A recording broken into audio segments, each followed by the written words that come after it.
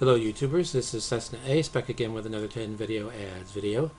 This time concentrating on the VHD video disc format, a format developed by the Victor Company of Japan, known outside of Japan as JVC. They had also developed the VHS video cassette format.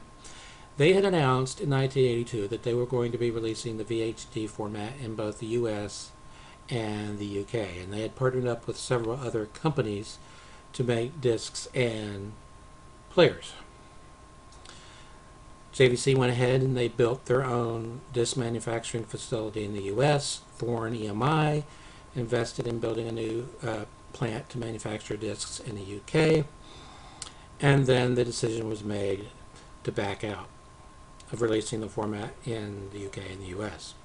They still released it in Japan, where it has a cult following, and it really should actually have a cult following everywhere, because this format has quite a number of party tricks up its sleeve.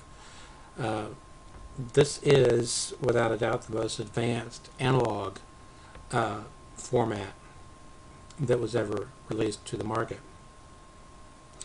First of all, while the discs superficially look like CEDs, albeit being 2 inches in diameter smaller and thus weighing less, that's where the similarity ends. CEDs have grooves, VHDs do not. CEDs wear out rather rapidly, VHDs do not. CED discs have grooves, VHDs do not. The grooves on a CED can become crushed if you have too much of a stack of CED discs, say more than 5. The discs on the bottom, you're going to wind up with crushed grooves, and then the disc will be ruined. I don't have that problem with VHD. With Laserdisc, initially they had a lot of quality control problems, and so a lot of the discs that were being manufactured either wouldn't play even before they got out of the factory, so they had to make them over and over and over and over again.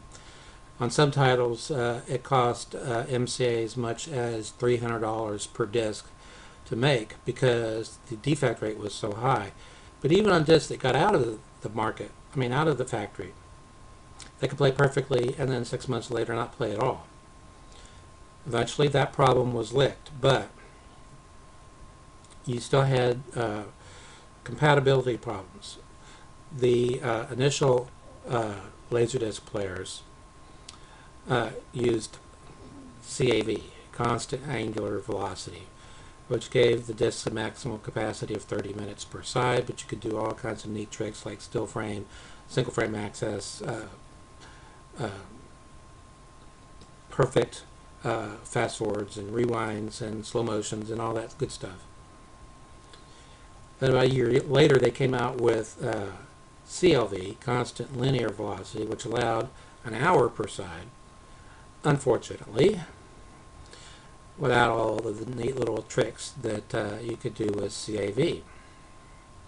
Later on, of course, they would come out with players that had digital buffers, and those could do CAV discs with CLV discs, but in any event, initially you couldn't do those kind of things with a CLV disc. CLV also had a problem with video crosstalk. So when Pioneer took over the format, they refined it and came out with something called CAA, or constant angular acceleration. Those were never called CAAs in the marketplace. Why, I don't know, because they were technically superior to CLVs. They just continued calling them CLVs.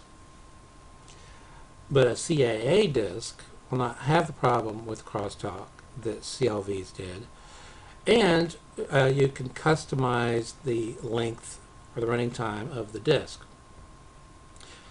They came out with CAA 45s, and they came out with CAA 50s, and they came out with CAA 60s, which was the most common.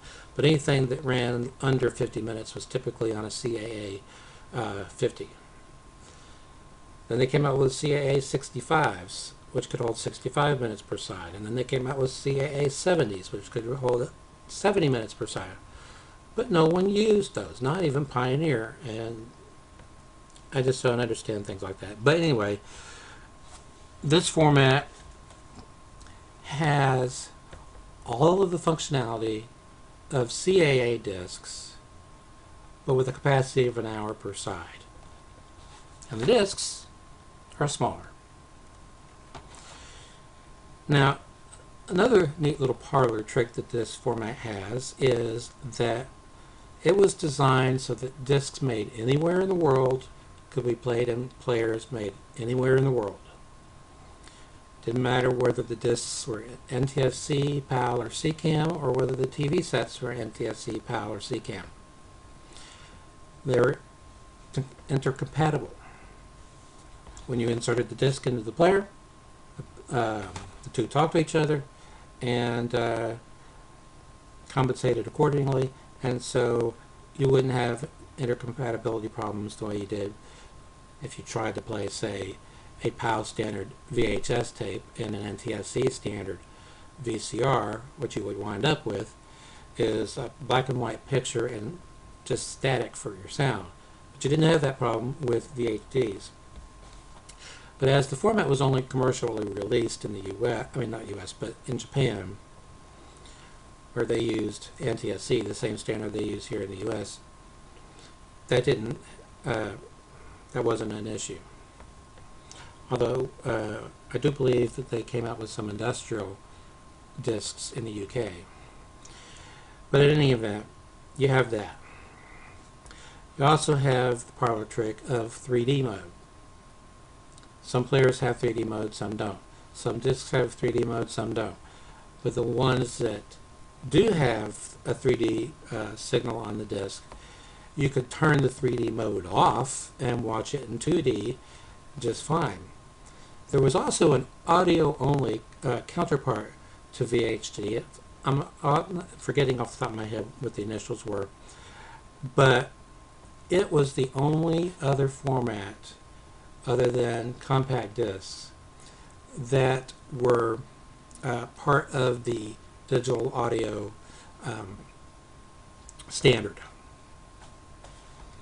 But that was the, as I said, the audio-only variation of the VHD format. Like I said, a lot of potential in this format that sadly didn't get used. As I believe I've mentioned already, this format has a huge cult following in Japan. It should have one everywhere else.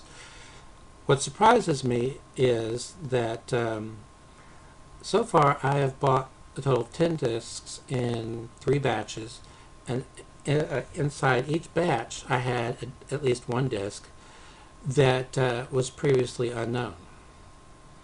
The Laserdisc database tracks Laserdiscs, VHDs, CEDs, digital VHS, HD, DVD, so forth. And in any given 2-week period, you're going to have at least 100 titles added to the database, even though there are well over 50,000 Laserdiscs now, and well over 1,100 VHDs. I'm rather surprised that I have come across 3 discs that weren't yet in the database. Now, one of the things the database tracks is the Hot 100, or the Top 100. The 100 most collected titles in that format, within that format. As I stated, I have 10 discs so far. There were over 1,100 releases that have been found so far. And of the 10 titles that I have, 9 are in the top 100. The 10th one might wind up that way, but it wasn't in the database yet, so I had to enter it in. And Julian hasn't updated it yet, so it's not in the database yet, even though I've submitted it. Well, in the last 2 days, he has added 100 Laserdiscs to the database. Anyway, as was the case with CEDs, the artwork on 2 disc sets sometimes were the same on each disc, and sometimes each disc had different artwork. This is a film I saw on Turner Classic Movies Runs 160 minutes, so it's on 2 discs. 55 days at Peking. It's pan and scan. It's in English with Japanese subtitles.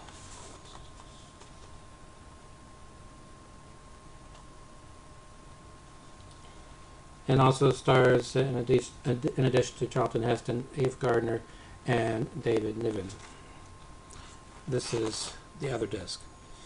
Now, I have discs that are titles that take up 2 discs that are in separate sleeves, and some that are in just one sleeve, designed to hold 2 discs or 2 caddies. And what I've noticed is that on the releases that have 2 separate sleeves, they have 2 separate catalog numbers. For example, on this one, disc 1 has a catalog number of VHFV1011, and disc 2 VHFV1012. Color and stereo.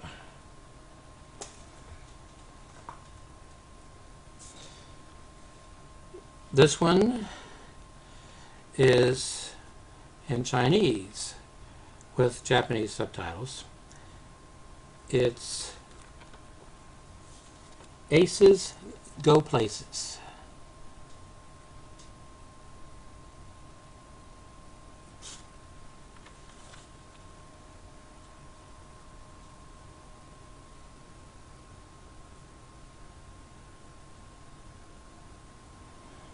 Now, something I forgot to touch on is that, like Japanese released Laserdiscs, it seems to have been common for VHD releases to have inserts.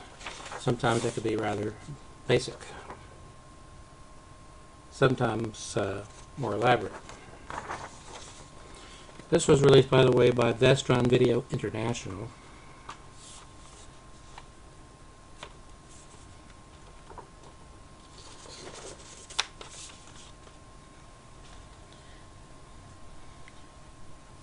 Okay,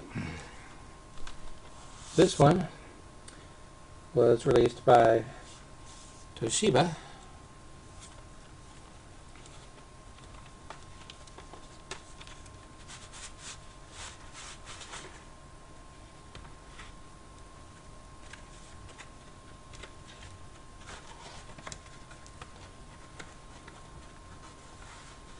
Okay.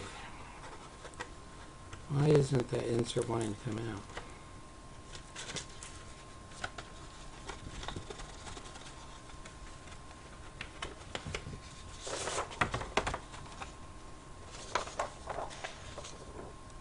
No pictures, just text. See, keep it from getting, well, put it in there with the caddy. Shouldn't be a problem with the insert punching up.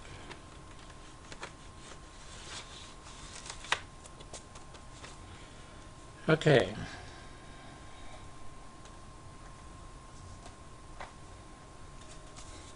This is another 2-disc release from MGM UA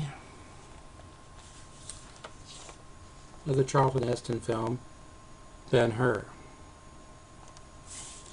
This release has 2 different covers.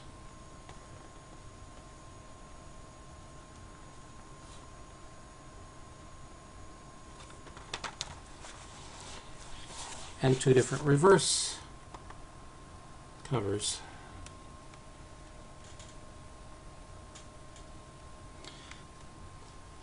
This was obviously used, and there was no insert. So I don't know if it had one to begin with or not.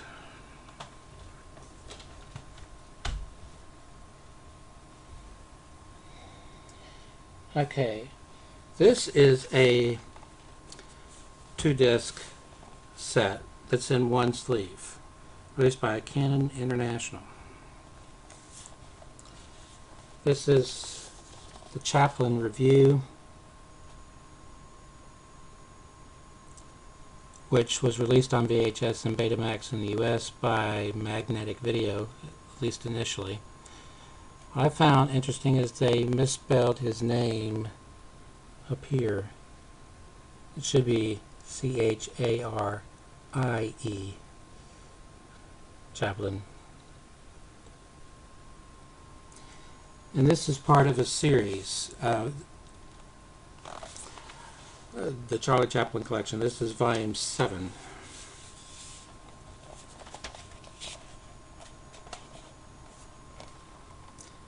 That short, by the way, The Pilgrim, was banned in some U.S. cities because it had the audacity to have Chaplin, a convict who had escaped from prison, trying to pass himself off as a priest or reverend, whatever. And the League of Catholic Decency, I think it was called, was very strong back then. This is why the motion picture industry adopted their own censorship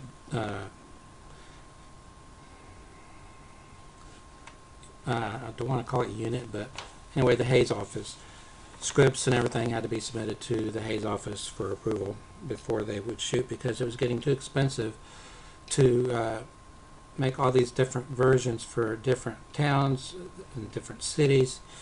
They'd have to take this bit out for Chicago and this bit out for New York and this bit out for Seattle, and so they went the self-censorship route. And then, of course, they went to the ratings that we have now.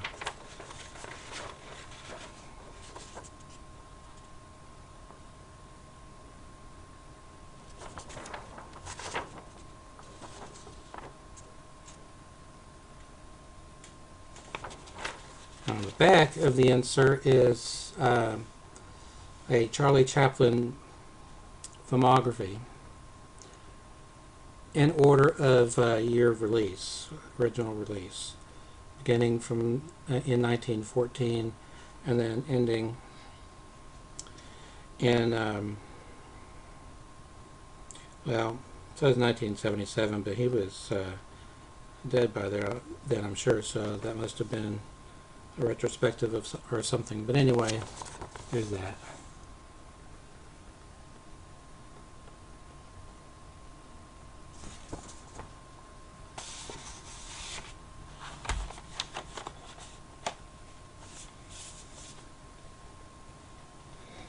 Okay, this title was not in the VHD for, part of the database when I bought it. I have since added it in there, and it is now in the top 100 for this format. So all the people who collect the VHD format on Laserdisc database, this is within the top 100. All the previous ones are as well. The Fangoria Video Magazine Volume 1 Tom Savini Special.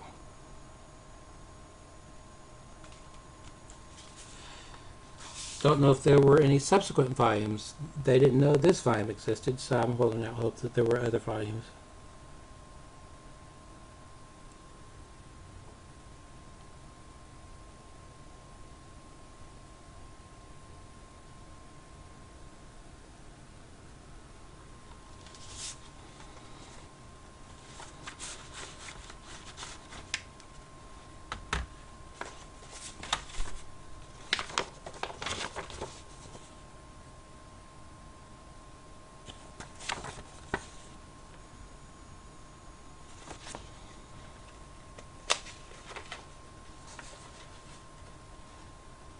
This has a listing of all the chapters.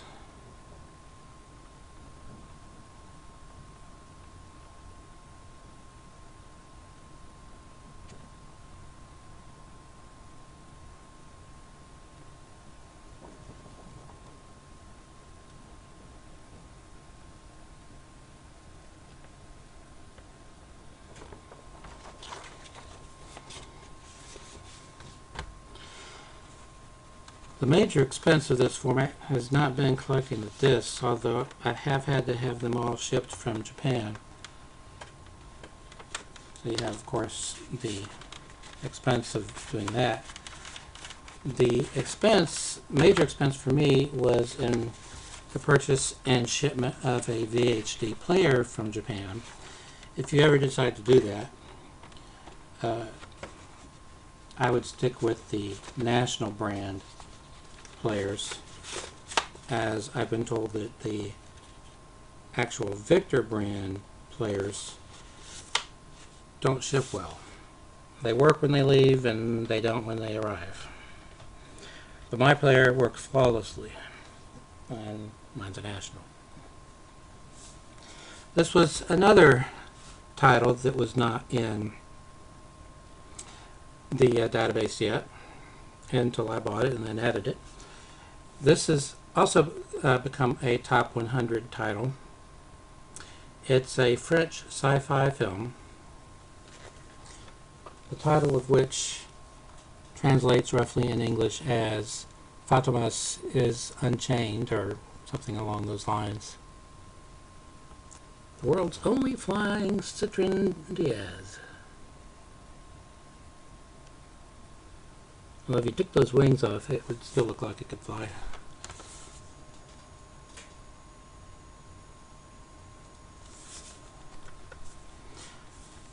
This is in French with Japanese subtitles. It's in widescreen.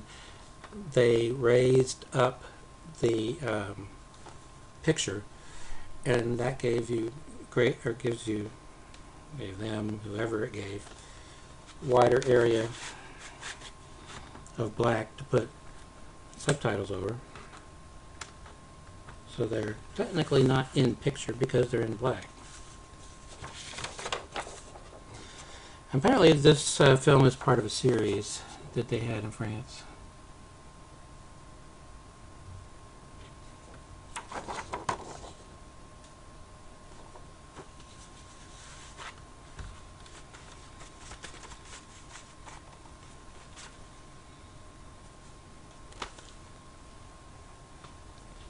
Okay, this one was already in the database, but it wasn't. It was in the database, and it was already in the top 100. Let's see why. The Making of Star Wars as told by C-3PO and R2-D2, and Special Effects, The Empire Strikes Back.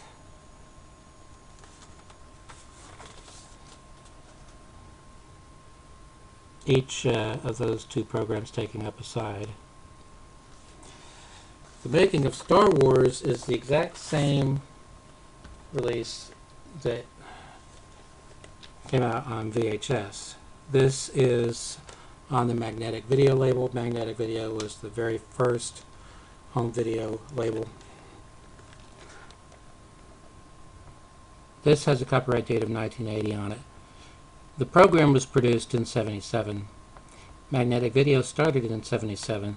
This might have been a reissue, but this is the original design for the artwork that Magnetic Video was using up until the time they were bought by 20th Century Fox. And that became their logo. I don't know if you can see that, but under where it says MVC, it says Magnetic Video, 20th Century Fox Company. After Fox bought Magnetic Video, they began transitioning to the name CBS Fox Video. And there was a period where they still had tapes, but they had run out of labels. And I think, well, somebody just put a CBS Fox tape in there. But no. You play this bad boy, and the first thing that comes up is the Magnetic Video logo, which is animated and was customized to fit each company they licensed titles from.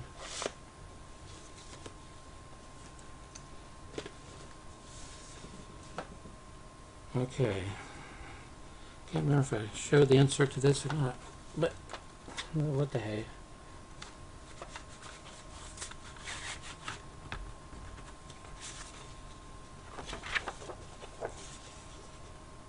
This, by the way, is in English with Japanese subtitles.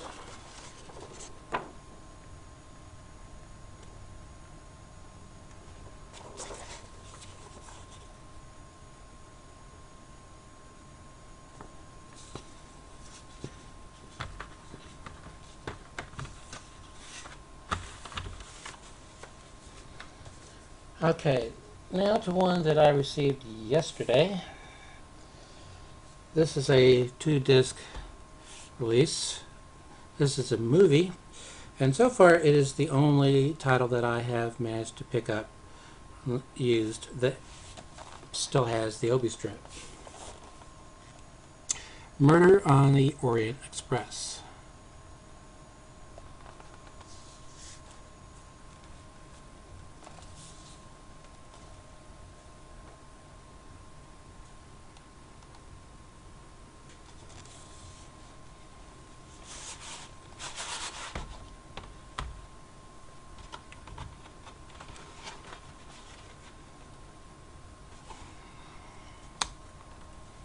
Aha, I knew there was an insert. On the back, there's a rundown of the people that were involved, either behind the scenes or in front of the camera. Directed by Sidney Lumet, and then they have a section on him, starring Albert Finney, Lauren Bacall, Martin Balsam, Ingrid Bergman, Jacqueline Bisset, Jean-Pierre Gassel, Sean Connery, and John Gielgud. They're brief rundown of each. Japanese, naturally.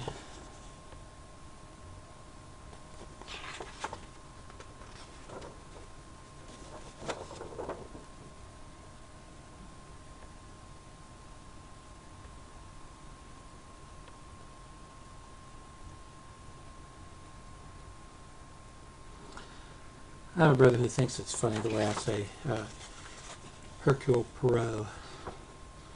That's how I say it. A character created by Agatha Christie, who she loathed. She loathes that character, but he has, over the years, become one of her more popular characters.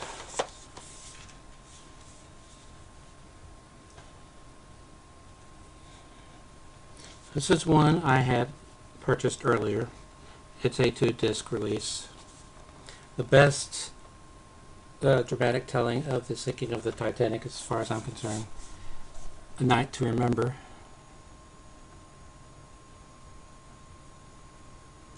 In English with Japanese subtitles.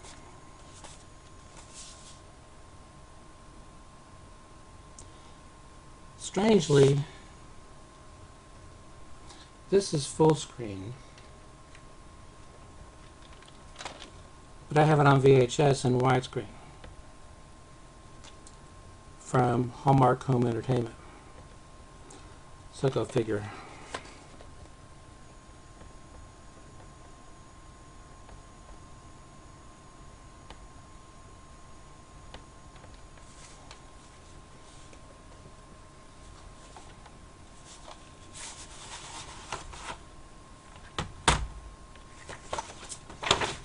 Oops. This this survey card flew out.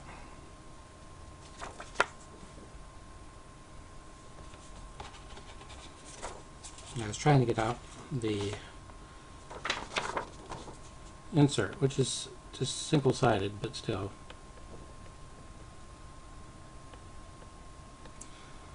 This, as I mentioned earlier, was also common with Japanese Laserdisc releases, the inclusion of inserts. I don't know why American publishers didn't go the same route.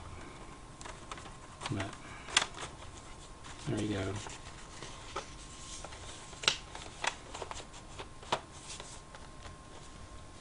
Okay, and finally, I have a title that was not yet in the database and is still not in the database, although it might be by the time you watch this video, depending on when Julian gets around to it. It's a Japanese film from 1985, and the title translates into English. The literal translation is Lost Chapter of Snow, Passion. And my understanding of the plot is it is about a girl who is adopted into a Japanese family and becomes their virtual slave until she is rescued by boyfriend, or her boyfriend. I've only watched enough of this to see that it was not defective, and it isn't. From Toho VideoDiscs, catalog number TVDV-1001. So this may be their very first VHD release. Can't remember if there was an insert on this one or not. And there is. If I can get it out.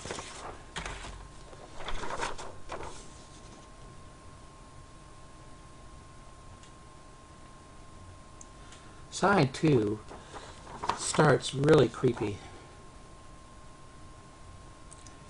She is, it looks like she's in a chair, and she's moving in and out of frame, and she's like in a catatonic state. I understand this was a hit film when it was released in Japan in 1985. And according to the Laserdisc database, it was released on Laserdisc in Japan.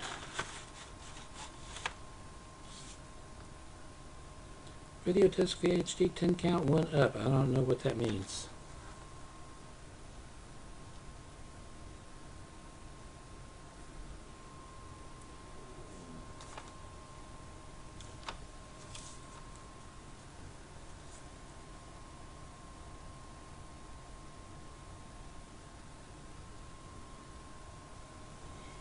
Anyway,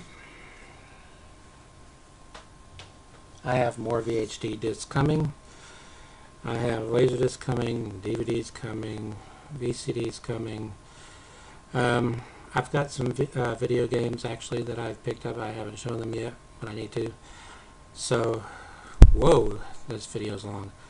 Until next time, stay awesome. Hello YouTubers, this is Cessna Ace back again with another 10 video ads video. This time concentrating on the VHD video disc format, a format developed by the Victor Company of Japan, known outside of Japan as JVC. They had also developed the VHS video cassette format. They had announced in 1982 that they were going to be releasing the VHD format in both the US and the UK, and they had partnered up with several other companies to make discs and players. JVC went ahead and they built their own disc manufacturing facility in the US. Thorn EMI invested in building a new plant to manufacture discs in the UK, and then the decision was made to back out. I mean, out of the factory. They could play perfectly and then 6 months later not play at all. Eventually that problem was licked, but you still had compatibility problems. The initial Laserdisc players used CAV, constant angular velocity, which gave the discs a maximum capacity of 30 minutes per side, but you could do all kinds of neat tricks like still frame, single frame access,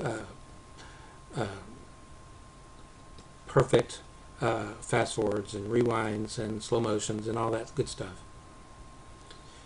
Then about a year later they came out with CLV, constant linear velocity, which allowed an hour per side.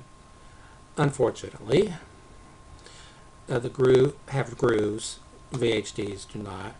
The grooves on a CD can become crushed if you have too much of a stack of CED discs, say more than 5.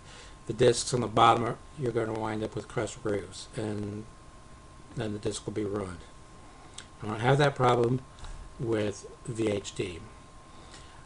With Laserdisc, initially they had a lot of quality control problems, and so a lot of the discs that were being manufactured either wouldn't play even before they got out of the factory, so they had to make them over and over and over and over again.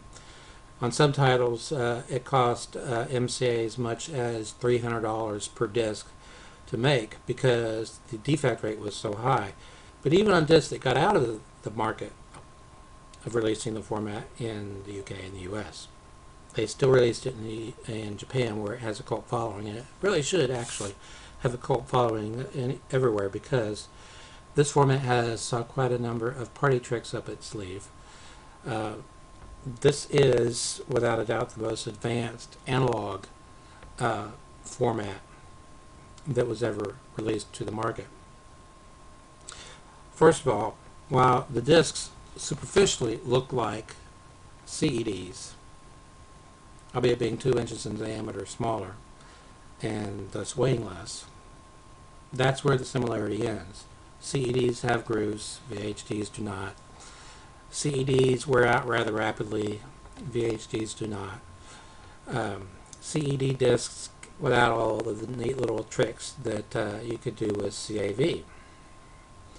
Later on, of course, they would come out with players that had digital buffers, and those could do CAV discs with CLV discs, but in any event, initially you couldn't do those kind of things with a CLV disc. CLV also had a problem with video crosstalk. So when Pioneer took over the format, they refined it and came out with something called CAA, or Constant Angular Acceleration. Those were never called CAAs in the marketplace. Why, I don't know, because they were technically superior to CLVs. They just continued calling them CLVs. But a CAA disc will not have the problem with crosstalk that